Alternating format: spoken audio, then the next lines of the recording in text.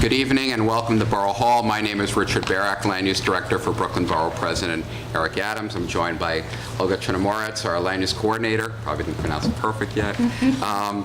There are 3 items on the agenda this evening. Please note that this hearing is being recorded to comply with the Public Law of Transparency.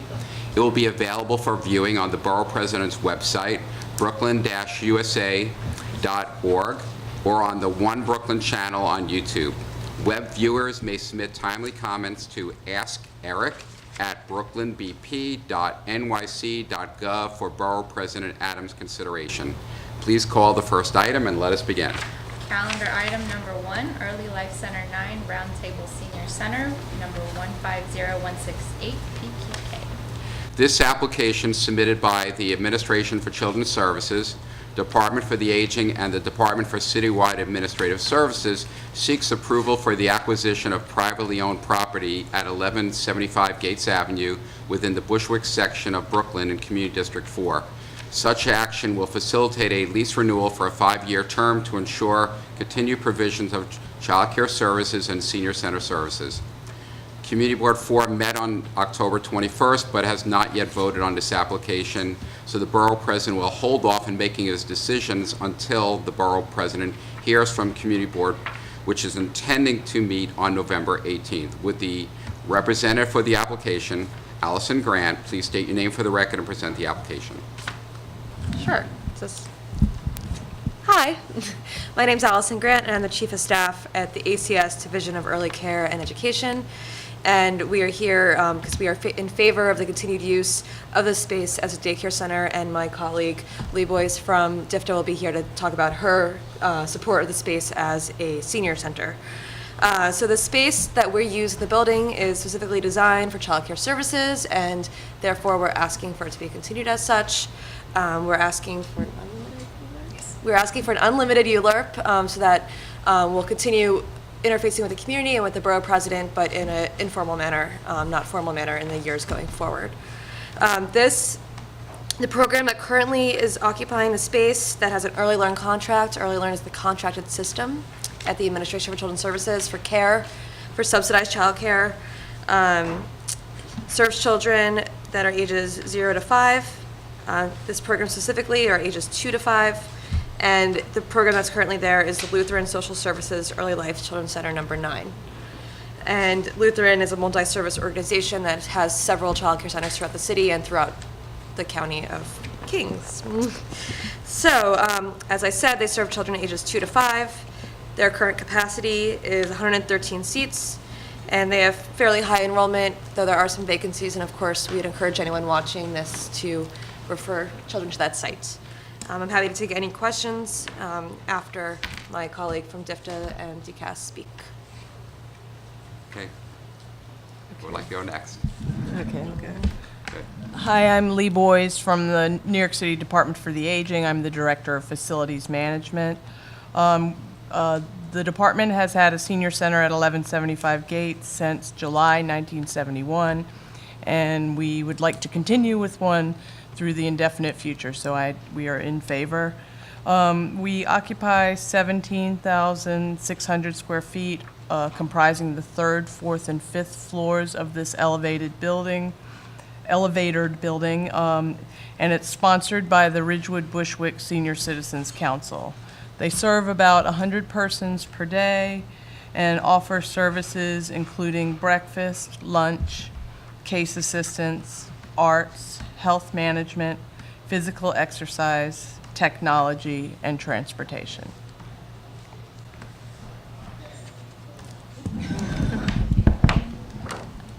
Hi, my name is Dale Lazarson, and I am with DCAS in the Asset Management Leasing Group, and I am representing both client agencies, ACS as well as DFTA, with respect to the real estate transaction matters.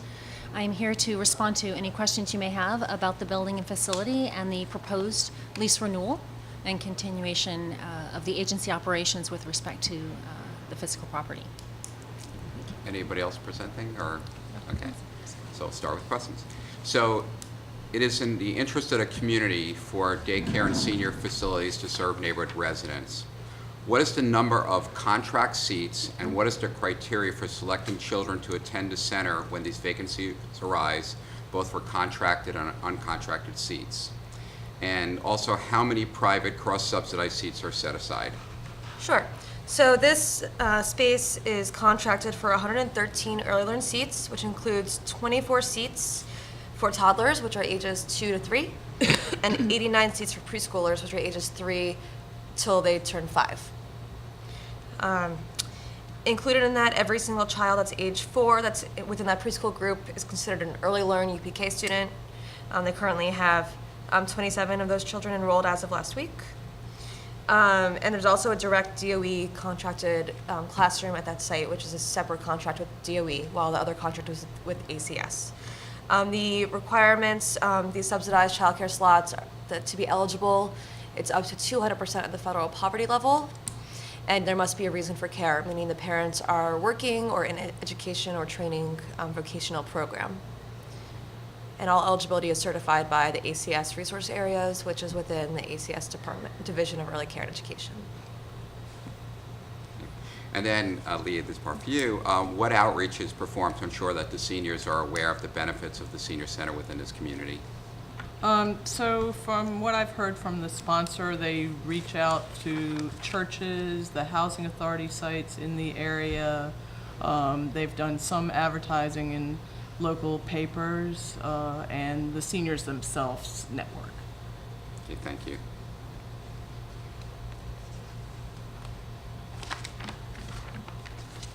Okay, the Borough President has been concerned that city lease terms are not as long as they have been in the past, and senior centers and daycare facilities have been at risk in some locations. So trying to serve the communities become more of a problem because property owners finding things more lucrative to do something else. So we've seen examples in other communities, Bushwick and Williamsburg recently, where we've seen a reduction in services. So why is the anticipated duration of this lease significantly less than the original lease duration of 20 years? And what right would the city have for renewal of the 5-year term? I'll speak to the first part and then defer to DCAS regarding the renewal and first refusal. So this term of this agreement is a 5-year lease. This was a term that was put in place by the prior administration. They, at that point, were directing us to only have 5-year leases because it was about match the length of the contracts that we were starting to have at that time. Since this lease has been in place, the agreement is moving forward, which Dale can speak to. For some time now, we have not been able to change the term to be a longer term, which is what the current administration is moving towards. So we couldn't change the terms. So moving forward, you will hopefully not see too many more of these 5-year leases, but this is a 5-year lease because it was dictated by the prior administration. But we do expect, as we are asking for an unlimited ULURP today, we do expect and desire the space to have childcare services for many years to come. So glad to hear that we're moving forward with Yes. the new regime. We are. It's taken a little bit to turn. So I guess, we've done a few of these daycare leases already. I don't know how many more we moving have many more forward to come. are going to be stuck with the prior administration's hands on them, and I don't know how we untangle that. Yeah, I don't either. Okay, so I can speak toward the lease term specifically with this property. So as Allison suggested, the proposed 5-year lease term is a residual effect of the prior administration. However, and we are moving forward with the 5-year term for the diligent purposes of securing a stabilized real estate situation with this landlord. However, that said, this particular building, where it is situated in the community itself on a residential street, the services that it is providing, and the landlord's interest in seeing those services continue is very present. We believe that we will have every opportunity to continue, perhaps under an extended lease term, in the very near future. We are, as I mentioned, diligently pursuing to secure this known 5-year term, but as quickly thereafter as we're able to, we may begin dialogue with the landlord and do a longer term even before the 5 years is up, if doing so correlates to not only the operations for the agencies and the city's needs, but the landlord's interest. So that would be great, and obviously if you could report back to our office any progress you're making in terms of understanding that you're just locking in with the 5, but that in theory, whether it's breaking, renewing with the landlord, or whether it's just setting up the next, hopefully 20 years after, or 10 plus 10, that'd be great to inform us what's going on with that. Oh, certainly, yeah, sure, yeah. Then we could change the questions when we get further out on some other future daycare leases coming before us pretty Yeah, soon. yeah, Sounds good. yeah. Part of the Borough President's vision for Brooklyn includes beautification of our streets by introducing street trees, seating, make streets more aesthetically appealing, creating a sense of place along the street, and having appropriate placement of street furniture. And street trees are important, we believe, for the elderly as well as the young and the small children, as provides resting place, socialization space within a shaded, welcoming, quality outdoor environment. And so considering the building's length of frontage along the street, what provisions might be in the lease terms that could enhance the building streetscape? So that's a great question, and I will offer that the lease document itself, given the duration and given the structure of the lease, the monetary values, everything else, right now the lease document is probably not the appropriate document to cause streetscape improvements. Using the lease as a document to do so would suggest that the lease is conditioned upon that. That's not the case with this particular ownership. The opportunity to lease this building is not currently conditioned upon improving the street. DCAS, if the agencies are interested with the communities in creating improvements along the street, many of those improvements are not governed by DCAS. Those improvements may be governed by other agencies, including the Department of Parks and Recreation, and DOT for that matter. So we certainly can't commit to anything that we cannot control, but we can assist the agencies in facilitating dialogue with those agencies. But conditioning the lease on this would be very difficult because the duration of any movement on street improvements could take quite a while. Mm-hmm. One thing that's very specific about this particular site, however, while the building itself is not necessarily the most attractive building from a streetscape, it is on a very residential street, and there is a bus line on the street. The sidewalk itself is relatively narrow, and there is a bus stop within just a few feet of the entrances. Yeah. Sure. So the challenge to improving the immediate streetscape is clear. That we have a public amenity already, a bus stop and some other things that we really can't interfere with. But we're very fortunate in that it's not a wildly trafficked street, where we would want to berm between potentially the traffic and the pedestrian traffic on the sidewalk. So if there's any beautification in the immediate vicinity of the frontage, I would say that that may be slightly challenged based on the width of the sidewalk. However, the rest of the street, if anything is desired, we would ask that the community, reach out to the agencies, and then accordingly, if the agencies would like our assistance to facilitate dialogue with other governing agencies, like DOT and Department of Parks and Recreation, we can certainly help facilitate that. But given that your agency has dialogue with the landlord to let him know that this could be an opportunity, and given the width of a bus shelter, that zone along the sidewalk probably could handle other placements, whether it be trees or benches, that the alignment still allows clear passageway. And obviously with trees, knowing a landlord would be great about watering and whatnot, that they're interested, kind of helps, I think, the interest of parks to place trees. So, I've spoken with the landlord about this, and given his interest in seeing the continued operations, he has certainly demonstrated and continues to demonstrate wanting to be an active participant in things that support the operations, the safety and the security of the occupants of the building and the pedestrians, therefore. So he will certainly participate in dialogue. But then, of course, if anything is to come to fruition, there is always the indication of cost. And of course, that's another conversation as to who would participate in the funding of that. but even if it's merely just the maintenance responsibility of, say, watering, things It like may, that. something like that may fall, again, if it's driven by the city, it would be a business term that we talk with the landlord about in terms of what would be the most practical, which would be the most practical party. It may be the city, maybe the agency occupants, or it may be the landlord, depending Right. on what happens. So I think the first thing is that if truly there's an interest, the community work with the agencies to document the interest, and then we can facilitate dialogue to have the owner's involvement and then see what comes out of it in terms of, dotting the i's and crossing the t's for the opportunities. Right, so given that community board is still out till to the 18th, we'll see whether we facilitate more dialogue on that. Yeah. Great. So Borough Presidents' policy is to maximize job opportunities for Brooklynites with local businesses. Therefore, when hiring or apprenticeship opportunities arise, it goes for both uses. How does the senior center and the daycare center go about filling such opportunities, and what steps might be taken in the future to promote locally based hiring? Yeah, so we, all hiring at Early Learn Centers is done by the Early Learn Contracting Agencies Board and senior leadership. We do encourage them to work with the Daycare Council of New York and other entities such as that to make sure that they advertise far and wide to get qualified staff, which is dictated by both the Early Learn Contract and the Article 47 of the Health Code that by the Department of Health and Mental Hygiene.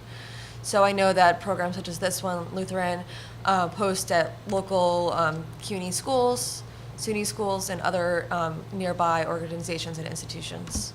And we always encourage them and try to do our best to assist them whenever possible. And in terms of the senior center? So most of our seniors do reach out to neighborhoods to do their hiring. Ridgewood Bushwick is a long-term not-for-profit in the Bushwick area. And so I know that they especially for the kitchen staff and the directors of their centers, that they do reach out locally. Okay, thank you.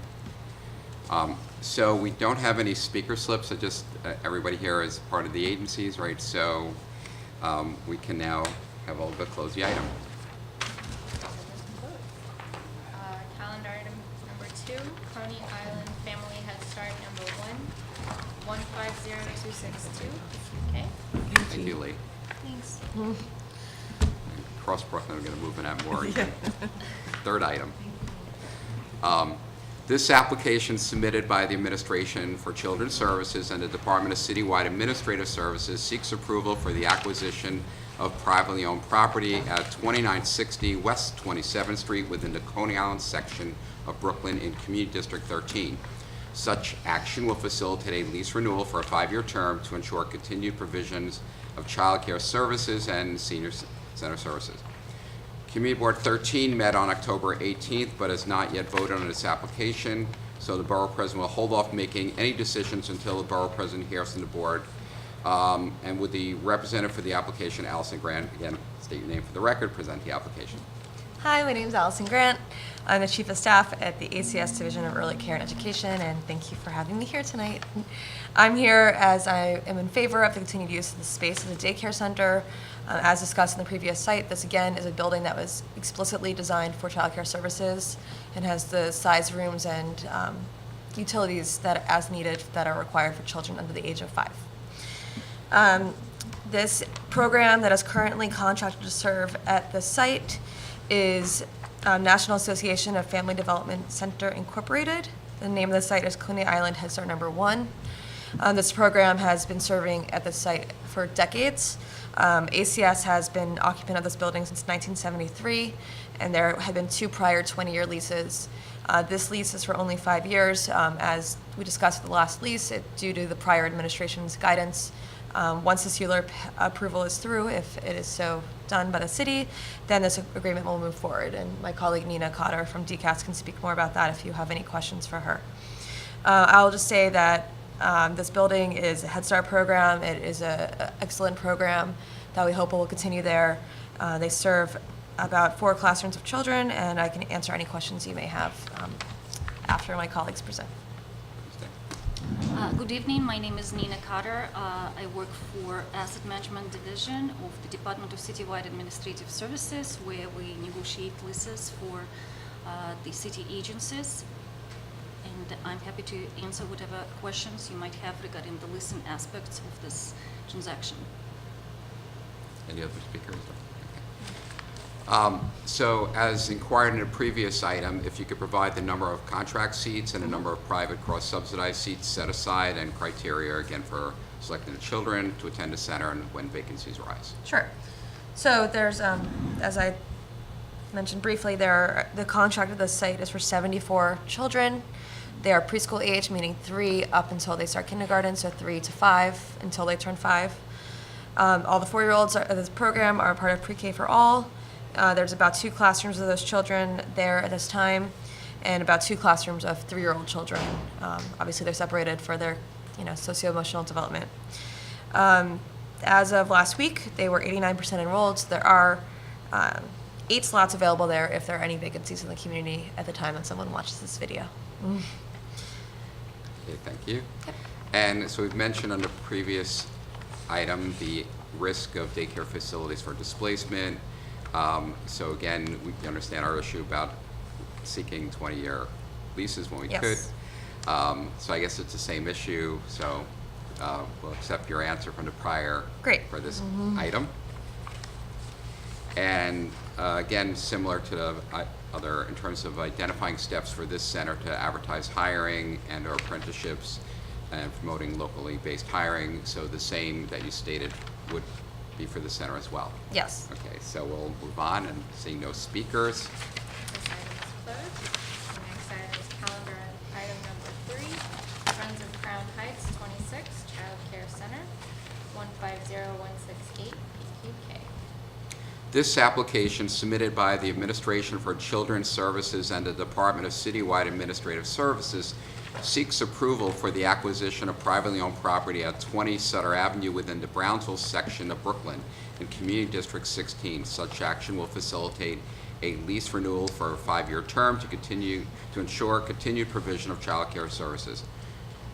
Community Board 16 approved this application without conditions on October 27th with the representative for this application, Allison Grant. Please state your name for the record and present the application. Hi, my name is Allison Grant. I'm the Chief of Staff at the ACS Division of Early Care and Education, and thank you for having me here to discuss the specific item tonight. So, at 20 Sutter Avenue is one of our early learn programs, Friends of Crown Heights. We are in favor of this continued use of the daycare center. The program itself is one that is exemplary, and the space is one that was designed specifically for childcare purposes, and we would be in favor of it continuing as such. This program, Friends of Crown Heights, has over a dozen programs throughout Brooklyn and Staten Island, and is a highly rated program that is definitely reflective of the community that it's serving. It is a 10-year lease, so this is one of our new terms. Ah, nice. Okay. There's an option to terminate after 5 years, but we are very excited to have a 10-year term on this lease. So this is 10 years, 5 It's plus 5 5? and 5. 5 Yep. plus 5. Right? That's what I have on here. According to my records, it's a 5-year renewal without. Okay, so my So we're information going is to go with incorrect. the Nita's comment. Yes. Okay, so, Okay. all right. But I will say that there is a mechanism that we're continuing to pay the rent, and this is a space that has 6 classrooms, and we currently are using 4 of them for early learn services. They are using the other spaces for other community programming. Okay, so again, our interest with the number of contract seats versus number of private cross-subsidized seats set aside, and the criteria for selecting when these vacancies arise. Sure, it's 74 contracted seats, all are preschool. This is a child care program, so in order to be eligible for the subsidized care, you have to be at 200% of the federal poverty level and have a reason for care, as had been discussed at the prior program. Current enrollment is at 88% as of last week, so there are 9 seats as of last week that were vacant for care. So it's 3 and 4-year-olds. Okay, and again, we had discussed the issue about displacement on the prior item, so again, it's the same answer we'll expect for this one, in terms of the right to renew and all that other stuff. So very different from the prior items. Part of the Borough Presidents Cross Brooklyn Initiative, or Connecting Residents for Safer Streets, the Borough President believes that making street crossings safer for children and seniors should be a priority. The center's corner location along a busy street within close proximity of the train station provides an opportunity to improve street safety by introducing curb extensions at the pedestrian crossings. What steps is the Administration for Children's Services prepared to take to address this intersection? Yes, so I've heard of this Cross Brooklyn initiative. And I can state that we are supportive of any effort that will improve the safety of children and families, and that at this point in time, we'd be happy to collaborate with you and look more into what can be done specifically. And I look forward to the conversations you would like to have. Great. So I guess we'll try to reach out soon to the Department of Transportation to get a dialogue going during Great. the remainder of the ULURP process and beyond until we can see about getting something funded. Great. And then, similar to the previous items, identifying steps taken by the center to advertise hiring and apprenticeships and locally based hiring. So again, is there any difference with this facility? So No. it's the same as the prior answers. Yes. So, This item is closed. all right. So the hearings on these items are now closed. Thank you for participating in this public hearing. The Borough President will review these applications that we heard today and will soon submit his recommendation to the City Planning Commission. Borough President would like to take this opportunity to remind you that the City Planning Commission will hold a public hearing on these items. The hearing is now adjourned. Borough President would like to remind those viewing on the website that timely comments can be submitted by email to askeric@brooklynbp.nyc.gov. Thank you very much. Thank you.